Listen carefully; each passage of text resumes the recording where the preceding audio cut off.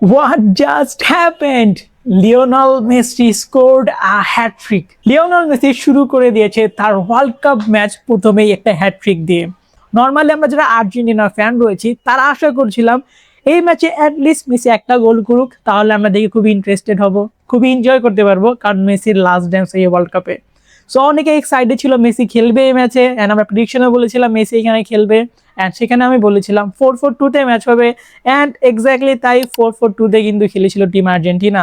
তো আজকে মূলত সবার প্ল্যান ছিল যে বসে সবাই হপ ইন করবো অ্যান্ড মেসির গোল দেখবো, বাট মেসি হ্যাটট্রিক করে দেবে সেটা যদি একদম পিওরেস্ট মেসি ফ্যান হয়ে থাকে সেও বিশ্বাস করবে না যে ওয়ার্ল্ড কাপের ফার্স্ট ম্যাচে মেসি হ্যাটট্রিক করবে। যেখানে ইয়াং মেসি ছিল সেও কিন্তু আজ পর্যন্ত ওয়ার্ল্ড কাপ হ্যাটট্রিক করতে পারেনি। আর আজকে যখন আর্জেন্টিনার ম্যাচ হলো, যাকে আমরা বলি 39 ইয়ার্স ওল্ড মেসি, সে কিভাবে হ্যাটট্রিক করবে অ্যান্ড সে করে দেখিয়ে দিল। তো আজকে এই ভিডিওতে আমরা আলোচনা করবো Argentina versus Algeria match review নিয়ে। আর্জেন্টিনা কোন দিকে ভালো খেলেছে, কোন দিকে খারাপ করেছে, অ্যান্ড ফিউচার চ্যালেঞ্জ কি হতে পারে, and Algeria as a team কেমন ছিল এই ম্যাচে। সো চলুন ভিডিও শুরু করা যাক। কিন্তু তার আগে আপনারা যারা সাবস্ক্রাইব করেন আমাদের চ্যানেলে, সাবস্ক্রাইব করে রাখুন অ্যান্ড বেল আইকনে ক্লিক করুন, কারণ আমরা রেগুলার এই ধরনের ফুটবল ভিডিওস নিয়ে আসবো। সো চলুন কথা বলি প্রথমে আমরা আলজেরিয়া টিমকে নিয়ে। আলজেরিয়া টিমে কি পরিকল্পনা ছিল? প্রথমে বলতে গেলে আমি সারপ্রাইজ ছিলাম যে আলজেরিয়া কিন্তু রিয়াদ মাহরেজকে শুরু করায়নি। তো আমি তো ভাবছিলাম শুরু থেকে মাজা অ্যান্ড রিয়াদ মাহরেজ তারা দুজন পুরোপুরি অ্যাটাকে থাকবে আলজেরিয়ার হয়ে আর্জেন্টিনার বিপক্ষে, বাট দেখতে পেলাম আমরা মাহরেজকে তারা শুরু করায়নি।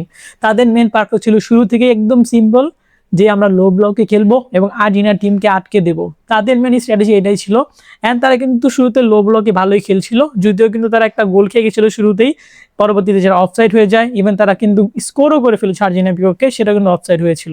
সো এই ম্যাচের ভিতরে তাদের খুবই সিম্পল ছিল, আমরা আর্জেন্টিনাকে ফ্রাস্ট্রেটেড করে ফেলবো এবং at the end pressure create যখন হবে তখন তারা স্কোর করার মাধ্যমে কোনোভাবে এই ম্যাচটা নিয়ে যাবে।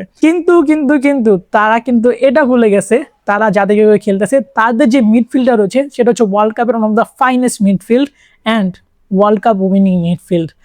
আর্জেন্টিনার মিডফিল্ডে যখন রদ্রিগো দিপলকে নামানো হয় তখন অনেকে সন্দেহ করতেছিল যে দিপল আগের মতো তার এজ নাই, সে MLS এ খেলে, সে কিভাবে ফাইনেস্ট ইঞ্জিন হতে পারবে আগের মতো আর্জেন্টিনার।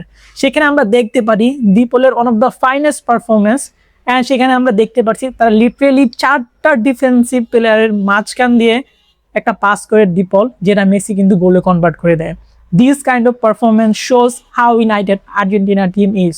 আর্জেন্টিনা আমি শুরুতে যদি বলি, আর্জেন্টিনা টিমটা আমি দেখে খুবই ইন্টারেস্টিং ফিল করছি, কারণ আমি শুরুতে বলছিলাম যে আমার ভিডিওগুলোতে যে আর্জেন্টিনা শুরুতে 4-4-2-তে খেলবে।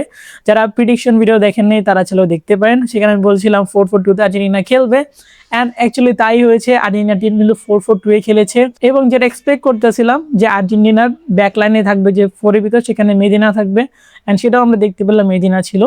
আমি একদিকে সারপ্রাইজ ছিলাম যেখানে মন্টিয়েলকে নামানো হয়েছিল রাইট ব্যাকে, যেখানে আমি আশা করেছিলাম অ্যাকচুয়ালি সেখানে মলিনা নামবে, বাট আই থিঙ্ক তার ইনজুরি ইস্যু বা সামথিং আছে, যার কারণে কিন্তু শুরুতে মন্টিয়েল নেমেছিল। মন্টিয়েল পারফরমেন্স তেমন ভালো ছিল না, টু বি অনেস্ট। আমি প্রিফার করে সবসময় মলিনা খেলুক, অ্যান্ড যখন সাবস্টিটিউট করা হয় মলিনার তখন আমরা কিন্তু দেখতে পারছি আর্জেন্টিনা কিন্তু আরো বেশি ফ্লুয়েন্ট, আরো বেশি অ্যাটাকিং হয়ে গেছিল মলিনা আসার পর।